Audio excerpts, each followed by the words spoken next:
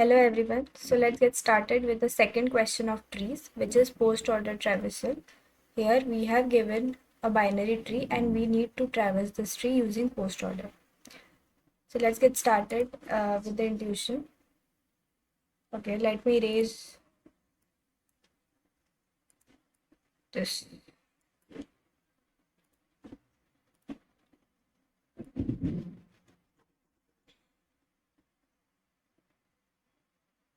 We will take the same example as we have taken it in order. And we will solve this question using two approaches, which is first one is recursive approach and another one is iterative one. Okay, so let's get started.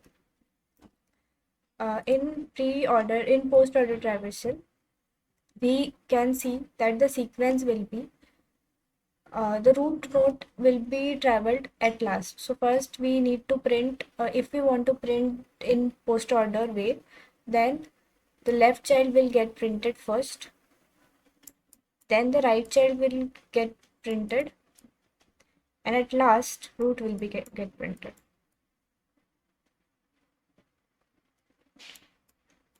Okay. So now let's traverse this tree using post-order traversal. So first of all, we will go to the leftmost element, which is 6. So 6 will get printed. Then we will check the rightmost element of 6. That is like if in case of 5, if the right is null, right? So we will print right is not there. So we will directly print the root.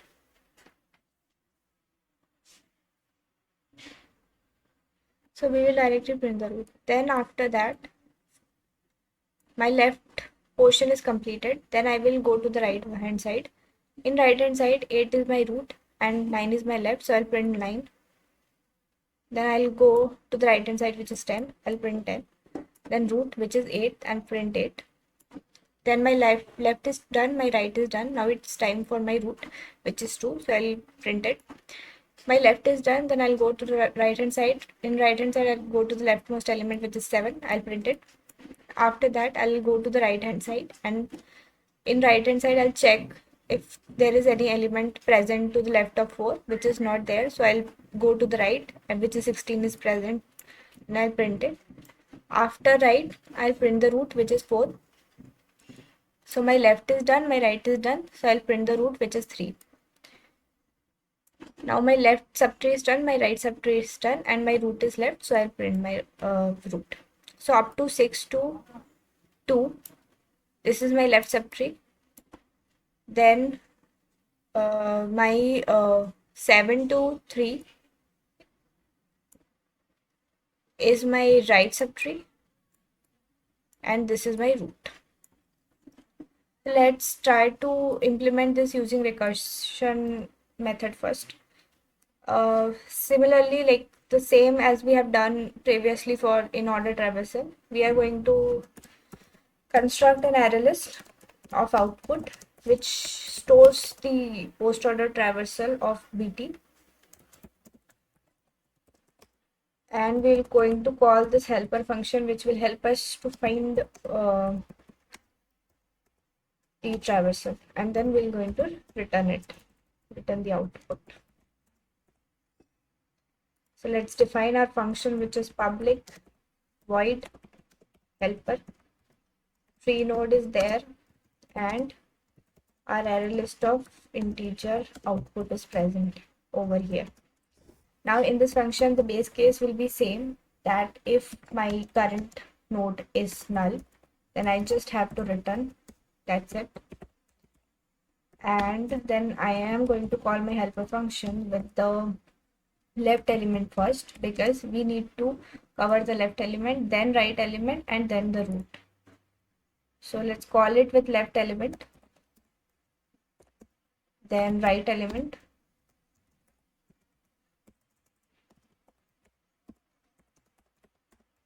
and then we are going to add the element in our answer. Yeah, that's it. Let's try this. Okay, it is, I guess, it is a dot val. Yeah.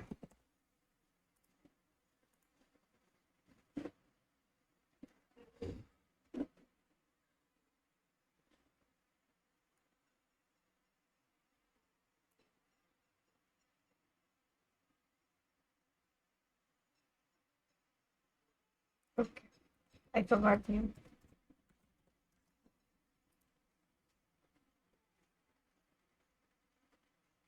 Let's submit it.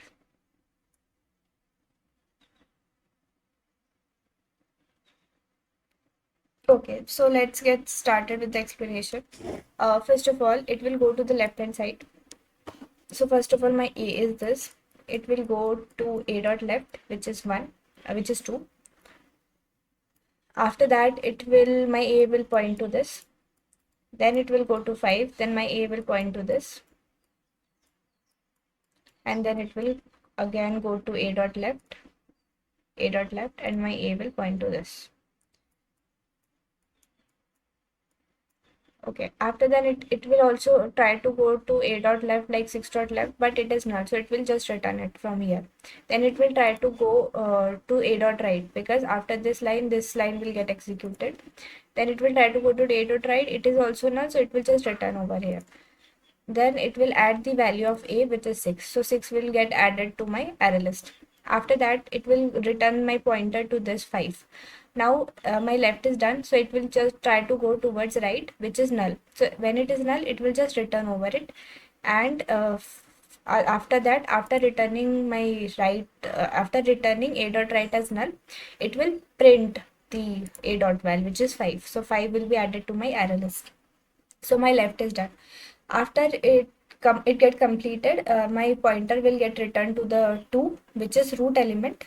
So after that, it will just go if the left is already executed, it will try to go to the right of A, which is, so my A is now 2, so it will try to go to the right of A, which is 8.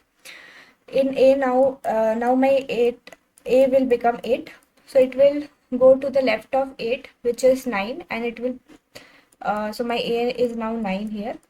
Then after that, it will go to the left of 9, which is null. It will return it. It will then go to the right of 9, which is also null, and it will return this pointer to this 9 again, and then it will print this root node. After printing this, it will return the pointer to the 8. Now my left is done. It will try to go to the right side of 8, which is 10. So my A now becomes 10. Now it will check if left of 10 is null or not. It is null, so it will return it will just return from here. And it also check the right of 10 is null. It is null, so it will just return over here. And after returning over here, it will print the root, which is 10. Now my left 9 is done, 10 is done. So it will again go to this pointer 8, which is my root, and it will print it. After printing it, it will return to 2. So my left is done, right subtree is done, so it will print this 2. Now my left is done, so it will return my pointer to 1, which is by root node. So it will try to check if root dot right is null or not. It is not null, so my A is now pointing towards 3. Then it will check if left of root is null or not. It is not null, my A will point to 7. It will check if left of 7 is null. Yeah, it is null, it will return it. It will check then right of 7 is null. It is null, it will then again return it. Then after that, returning, it will print the 7. After printing 7, it will return to another root, which is 3. After returning 3, my left is done, so it will go to the right one, and it will now my A will be 4. It will check if left is null. Yeah, left is done. So what it will do is it will just return over here. Then it will check if my right is null. No, right is not null. So my A will become 16 now. It will check if left is null. Yeah, it will return it. And right is also null. It will return it, and it will print my root node, which is 16. After printing it, it will return to the previous pointer, which is 4. Then it will, my left is already done, right is already done, so it will print 4. After that, after printing 4, it will return to the another pointer, which is 3. Now my left is done, right is done, and parent is remaining, so it will print the parent. After printing the parent, it will return to the previous pointer, which is 1. Now my left subtree is done, right subtree is done, 1 is remaining, so it will print the 1. So in this way, this recursive function works. So let me comment it out and let us try another approach to solve this problem. So we can solve this, yeah. So let's discuss first of all the time complexity and space complexity. The time complexity of this function is O of n because all the elements are, we are iterating over all the elements. So that's why the time complexity will be O of n, and the space complexity will be the size of recursive stack, which is O of h, height of tree. But since the tree can be of type skewed, right? For example, if there are 3 nodes in a tree and the nodes are structured in this way. So at a time in a recursive stack, all 3 elements are present. So in my worst case, the time complexity can be O of n.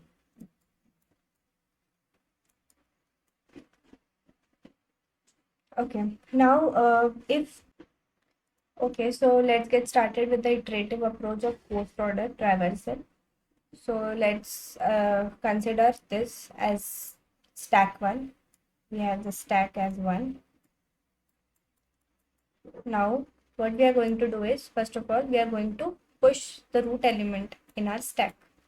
Now we are going to check if, like, if our stack is not empty, we are going to check if my root of left is also not null. If my root of left is not null, then I am going to pop this root element first of all, and then push this, pop it and then print it, right? I'm going to print it and I'm going to check if my root dot left is not null and root dot right is not null, and I'm going to push it over my stack, on my stack 2 and 3. Then I am again going to iterate over my stack, and I'm going to pop this element which is 3, and I'm going to push it, like I'm going to store it in my another stack. So let's consider we have another stack over here. Let's consider we have another over stack which is S2. Then whenever I pop element from my stack 1, I'm going to push that element to my stack 2. So okay, just a second. First of all, we have popped 1, right? So we need to push 1 to my stack and then 3. Okay. Yeah.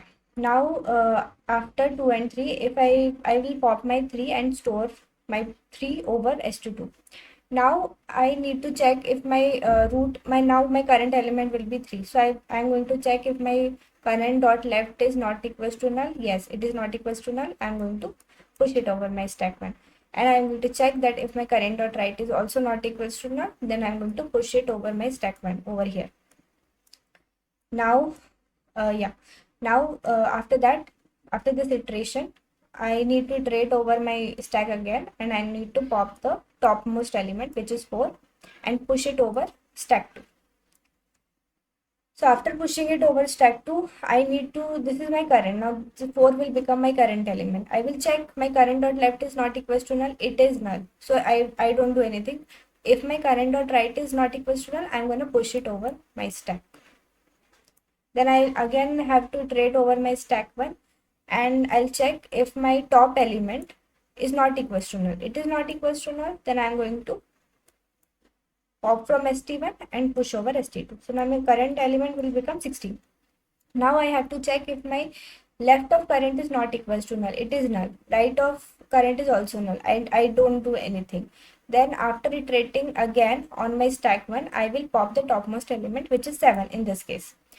Now my current element will become 7, and I am going to push it over stack 2. Now I am going to check if my left element is, if there is any left element present to 7 or not.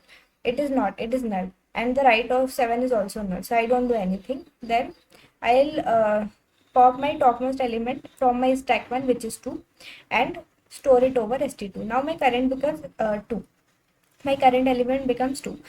Then I'll check if my left of 2 is not equals to null. Yes, it is not equals to null. So I'm going to push it over stack 1, and I'll check if my right element of 2 is not equals to null. Yes, it is not equals to null, and I'm going to push it over stack 1.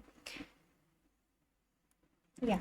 Then after that, I will again iterate over my stack, and I'll see that the topmost element is 8. So I'm going to pop it and push it over stack 2. So now my current element will become 8.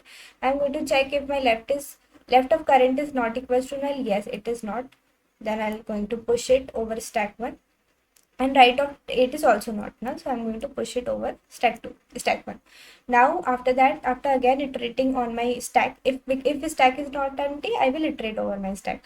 So I'm going to pop 10 from my stack 1, and I'm going to push it in stack 2. Now my 10 will become my current element. Now I'm going to check if left of 10 is null or not. It is null, and right is also null. I don't do anything. Then I'm going to pop my topmost element from stack 1, which is 9. After popping, I'm going to store it over st2.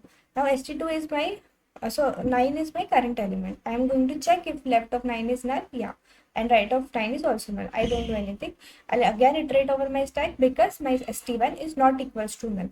Then I'm going to pop my 5 element, which is there in stack 1, and I'm going to push it over stack 2. So this 5 is now become my current element. Now I'll check if left of 5 is null. No, it is not null, so I'm going to push it over here. So after pushing it over here, I'm going to check if my right is null. It is null, so I'll skip it. Then I'll iterate over my stack 1 because it is not empty, and I'm going to pop this element 6 and push it over here. Now I'll check if 6 left is null. Yeah, 6 right is null. I don't do anything. And now my stack is also empty. st1 is also empty. So this will end my loop. So this is my elements st2. Now it is stored in this order 1 3, like in a reverse order. So I need to just pop these elements and print it. So first I'll pop 6. I'll pop all the elements from stack 2 until stack 2 becomes empty, and store it in my array list. So this is my final post order traversal, where from 6 to 2 is my left subtree, and 7 to 3 is my right subtree, and 1 is my true. So here in this manner we can solve the iterative approach. Let's code it. So we have two stacks already declared. Now in st1, I need to push the root element, which is a. Now I need to iterate over st1.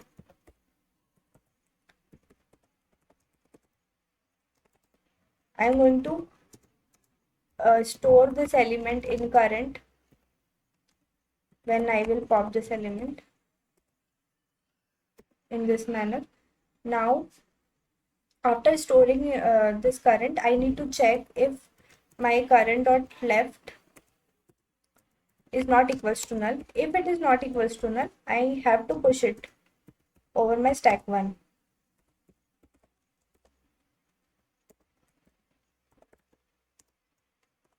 Same condition we need to check for current dot right. If current dot right is not equals to null, then we need to push it in st1.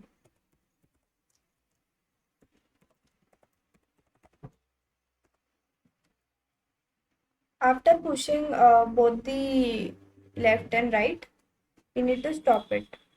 So yeah, so this is the code for st1. Now we need to,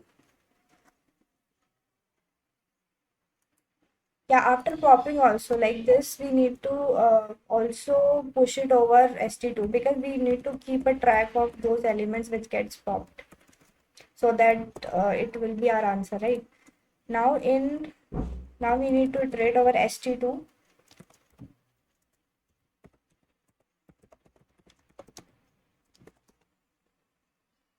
While st2 is not empty, we need to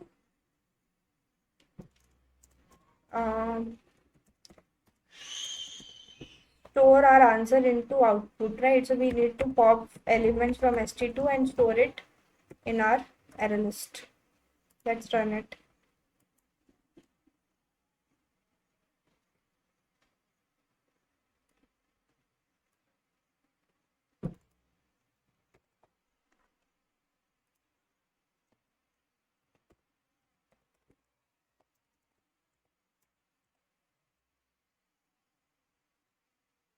Okay, it is of type integer, that's why it is giving error.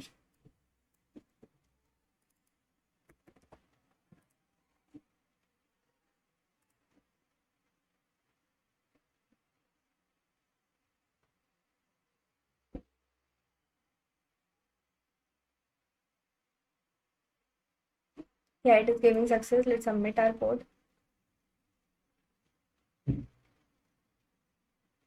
Okay, it gets successfully submitted. Okay, thanks everyone.